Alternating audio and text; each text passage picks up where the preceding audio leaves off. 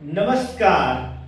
विशाल सर्स English spoken या YouTube चॅनलमध्ये मी विशाल सर आपले सर्वांचे स्वागत करतो.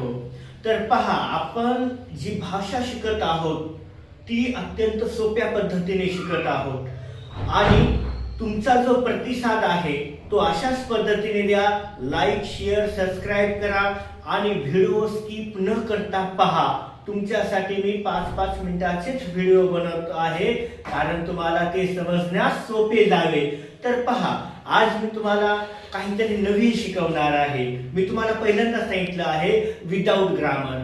ग्रामरचं कुठलंही झंझट नाही आणि आपल्याला सोप्या पद्धतीने भाषा शिकायची आहे. तर पहा, तुम्ही बऱ्याच वेळेस बोलत असताना मराठीमध्ये तुम्हाला ते इंग्लिशमध्ये बोलताना अडचणी येतात, तर ते आपण आता दूर करूया. तर टेन्शन घ्यायचं नाही. विशाल सर सोबत बिनधास्त मनमोकळ्या पद्धतीने इंग्लिश शिकायची. आता पहा, माईन माझा, माझी, माझे, माझ्या.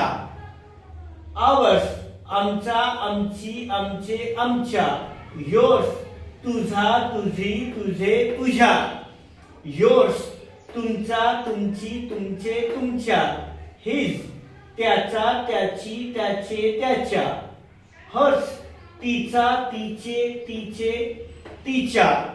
इट्स त्याचा, त्याची, त्याचे, त्याच्या. डिअर्स त्यांचा, त्यांची, त्यांचे, त्यांच्या. तर आपण हे शब्द नेहमी मराठी भाषेमध्ये वापरतो आणि आपल्याला इंग्लिशमध्ये वापरायचे कसे, तर हे मी तुम्हाला सांगणार आहे. तर ते समजून सांगण्यासाठी छोटी मी पद्धत वापरलेली आहे. खूप सोपी आहे. नीट आणि लक्ष देऊन तुम्ही माझा व्हिडिओ पहा, तुमच्याही लक्षात येईल. तर पहा, मराठीकडून इंग्लिशकडे. आता मराठीमध्ये आपण काय म्हणतो सरासरी, की समजा एक उदाहरण, हा माझा निर्णय आहे. तर इंग्लिशमध्ये आपण त्याला काय म्हणतो, धिस इज माय डिसिजन. पण हा माझा निर्णय आहे असं म्हणण्याऐवजी जर आपल्याला म्हणायचं झालं की हा निर्णय माझा आहे, तर कसं म्हणायचं, तर दिस डिसिजन इज माइन. ते एक लक्ष देऊन ऐका, हा माझा निर्णय आहे, दिस इज माय डिसिजन, आणि हा निर्णय माझा आहे, दिस डिसिजन इज माइन. तर याच्यातून तुमच्या लक्षात येते की याच्यामध्ये काय दाखवलेलं आहे, पोझिशन्स, ओनरशिप, रिलेशनशिप. म्हणजे एका शब्दामध्ये आपल्या हे लक्षात आलेलं आहे की ह्याचा उपयोग कशा पद्धतीने करायचा. तर पहा, तुम्हाला म्हणायचं झालं की ही आमची जबाबदारी आहे. आता दैनंदिन जीवनामध्ये नेहमीच आपण वाक्य वापरत असतो, ही माझी जबाबदारी आहे, तर दिस इज माय रिस्पॉन्सिबिलिटी. पण कधी कधी आपण असं हे ऐकतो की ही जबाबदारी आमची आहे, म्हणजे नैतिकतेने आपण स्वीकारतो, राईट, पॉइंट ऑफ व्ह्यू मध्ये. त्यावेळेस आपण म्हणतो की दिस रिस्पॉन्सिबिलिटी इज आवर्स, राईट. किंवा मग कधी कधी आपण काय म्हणतो, हे तुझं पुस्तक आहे, तर दिस इज युअर बुक. पण कधी कधी आपण म्हणतो हे पुस्तक तुझे आहे, म्हणजे हे शो करते किंवा ही वेगळी एक विशिष्ट व्यक्तीचं पुस्तक आहे, तर दिस बुक इज योर्स.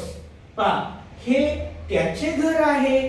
चला चला तुम्ही कधी कधी म्हणतात, दाखवतात कोणाला, तर मग दिस इज हिज होम. पण आपल्याला म्हणायचं झालं की हे घर त्याचे आहे, तर आपण काय म्हणतो की दिस होम इज हिज. आता कधी कधी म्हणतो की ही तिची स्कूल बॅग आहे, this is her school bag. पण ही स्कूल बॅग तिची आहे, तर दिस स्कूल बॅग इज हर्स.